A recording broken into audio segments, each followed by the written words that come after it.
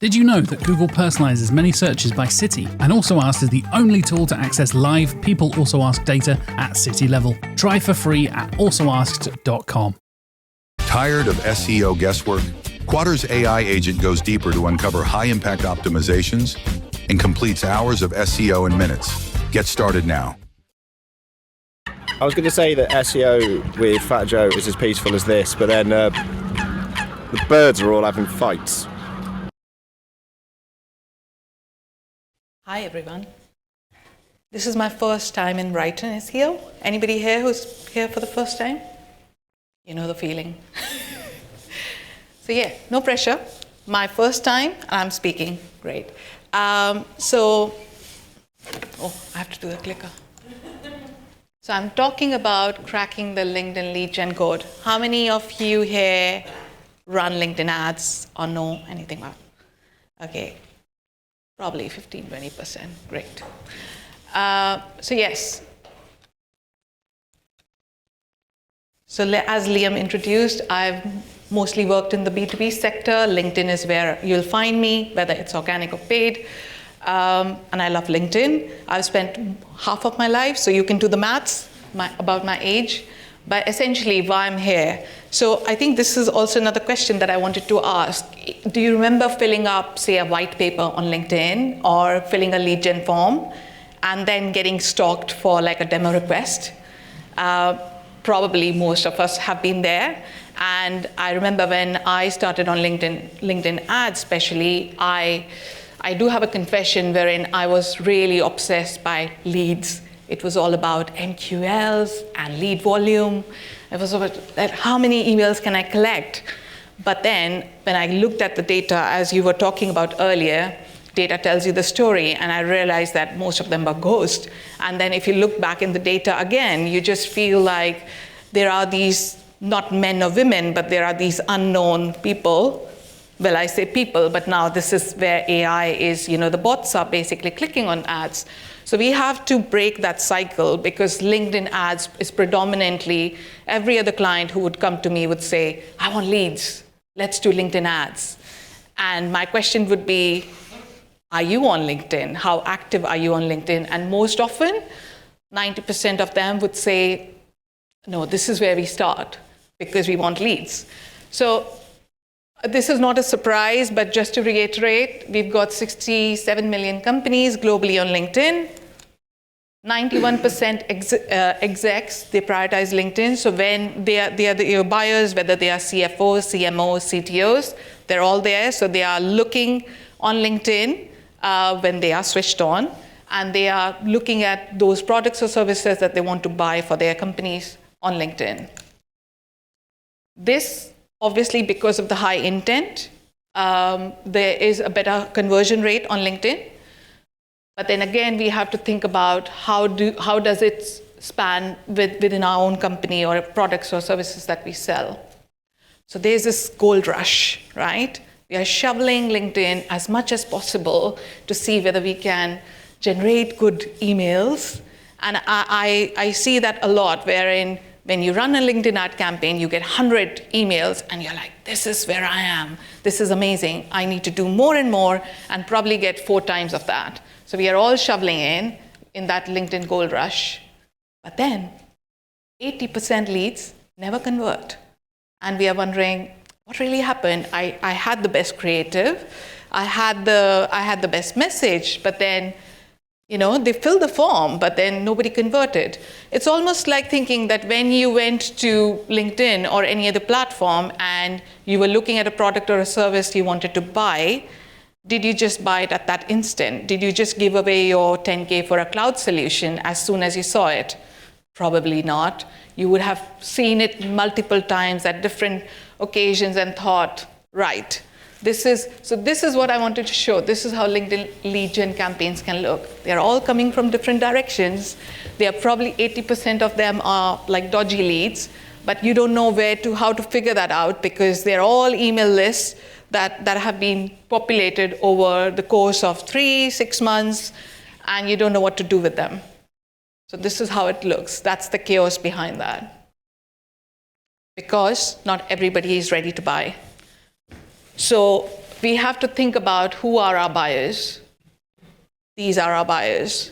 We've got the curious clicker, like me, I'm clicking right now, but it's people who are looking at it and they probably saw your ad and they said, wow, this looks great. This is an amazing creative. I just want to click on it. They've clicked, but then they haven't gone past that. There are researchers who are actively looking for things, but then they are also asking a lot of people outside of LinkedIn. They are probably looking at references. They are also comparing different solutions that they can find. And then there are the doom scrollers. So I could be an audience, but then I'm also busy picking up kids, so I'm looking at that, but then I'm also not really consciously looking at those things. So we have to think about the 95 to 5% rule. Has anybody heard about this? So it's 95%.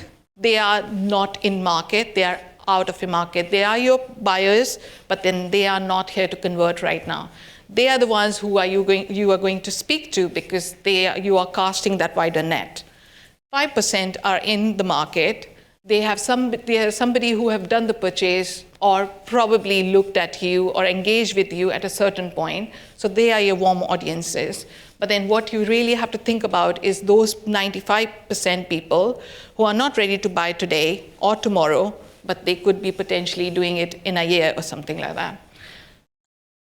So as I said, so you have to think about the brand. And I know when we think about advertising, most cases, and when they come to agencies, it's all about leads, it's about purchases.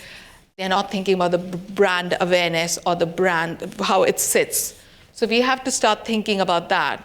And it's a very difficult conversation at times. I understand because people come to me, I have a lot of startups and scale-ups, and they would say, I don't have neither the time or the money to invest in a brand.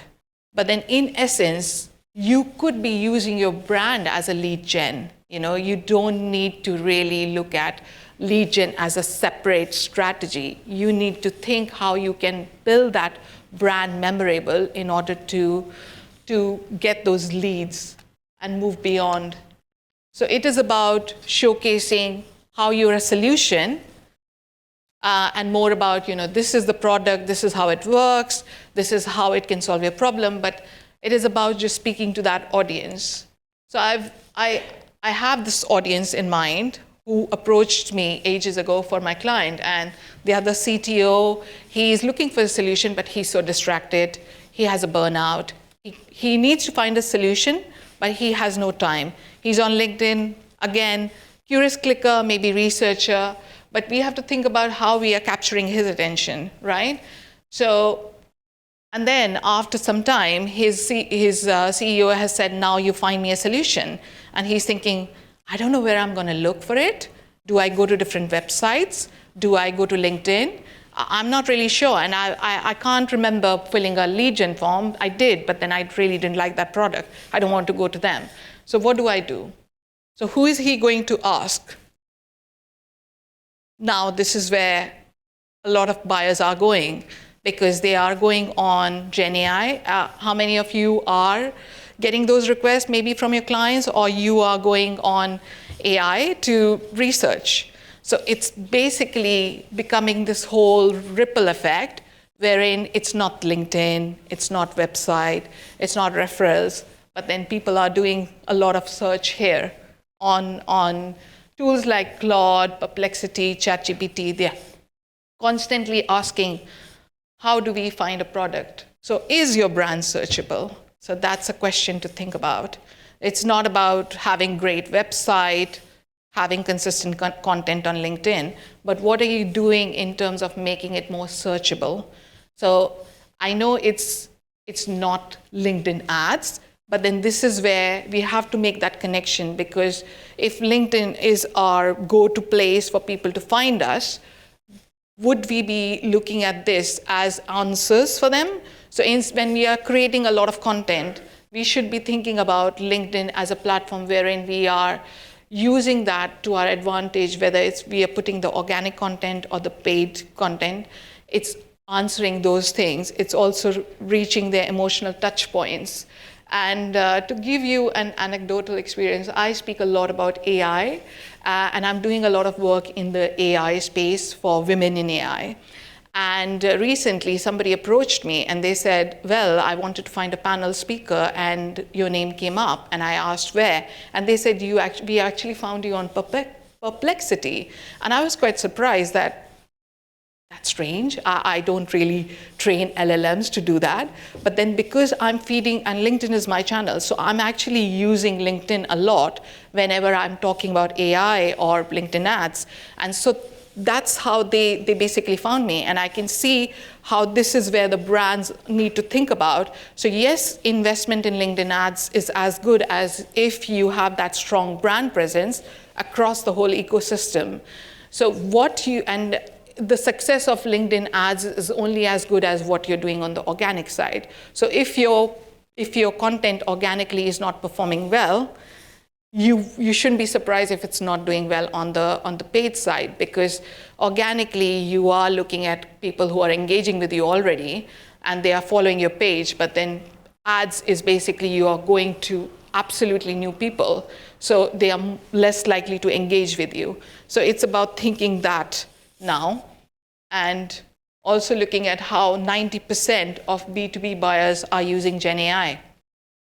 So it's about thinking about maybe you can create some kind of content which is like FAQs or questions or answers that you can integrate in your LinkedIn ads content, that when you're producing that, and use that to replicate on your organic content side and maybe boost that on the LinkedIn ads side.